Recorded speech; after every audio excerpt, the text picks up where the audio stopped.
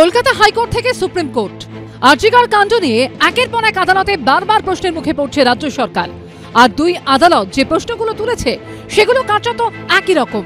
বৃহস্পতিবার সর্বোচ্চ আদালতের প্রধান বিচারপতির বেঞ্চ সবথেকে বড় যে প্রশ্নটা তুলেছে তা হলো ময়নাতদন্তের পর কি করে অস্বাভাবিক মৃত্যুর অভিযোগে এফআইআর দায়ের হতে পারে। এর আগে খুন ধর্ষণের মামলায় সিবিআই তদন্তের নির্দেশ দিয়ে কলকাতা হাইকোর্টের প্রধান বিচারপতি ডিভিশন বেঞ্চ রায় লিখেছিল, শুরুতে টালা থানায় একটা অস্বাভাবিক মৃত্যুর মামলা দায়ের করা হয়। আদালতে তো বলা হয়েছে স্বাভাবিক পরিস্থিতিতে যখন কোনো অভিযোগ দায়ের হয় না, একমাত্র তখনই অস্বাভাবিক মৃত্যুর মামলা রুজু হয়। বৃহস্পতিবার সুপ্রিম কোর্টের প্রধান বিচারপতি ডিওয়াই চন্দ্রচূড়, বিচারপতি মনোজ মিশ্র এবং বিচারপতি জেবি পার্দিওয়ালার বেঞ্চ প্রশ্ন ছুড়ে দেন, ঘটনার পরপরই কেন কলেজ কর্তৃপক্ষ এফআইআর করেনি?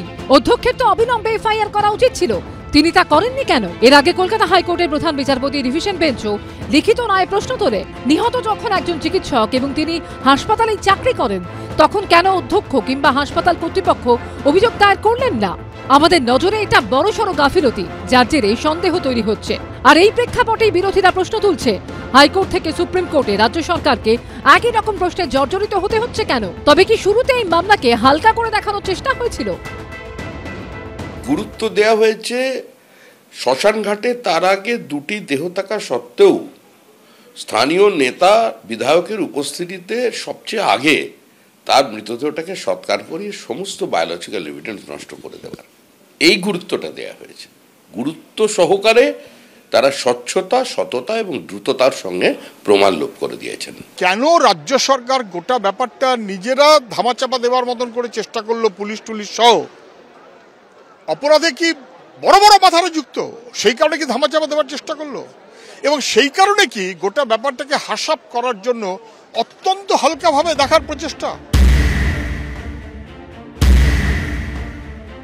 যতজন শার্লক হোমস, ফেলুদা, ব্যোমকেশ একসঙ্গে সব সলভ হয়ে গেছে এবং দোষী লোকজন সব চিহ্নিত হয়ে গেছে, সিবিআই অ্যাকশনটা নিচ্ছে না কেন? সিবিআই যদি মনে করে তদন্তের জায়গা ক্ষতিগ্রস্ত হয়েছে, তাহলে ক্ষতিগ্রস্ত করার জুরিসডিকশন কার? তা সিবিআই তার বিরুদ্ধে ব্যবস্থা নেবে।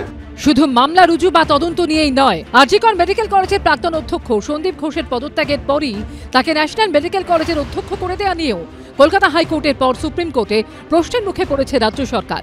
বৃহস্পতিবার সর্বোচ্চ আদালতের প্রধান বিচারপতির নেতৃত্বাধীন 3 বিচারপতির বেঞ্চ প্রশ্ন তোলে, ইস্তফা দেওয়ার পরে কি করে অধ্যক্ষকে অন্য মেডিকেল কলেজে নিয়োগ করা হলো? এর আগে কলকাতা হাইকোর্টও রাজ্য সরকারের আইনজীবীকে কড়া ভাষায় বলেছিল, আপনারা এভাবে সন্দীপ ঘোষকে পুরস্কৃত করতে পারেন না। সন্দীপ ঘোষকে বলুন ছুটির আবেদন করে লম্বা ছুটিতে যেতে, না হলে আমরা প্রয়োজনীয় নির্দেশ দেব। সৌভিক মজুমদার, শিবাশিস মৌলিক ও উজ্জ্বল মুখোপাধ্যায়ের রিপোর্ট, এবিপি আনন্দ।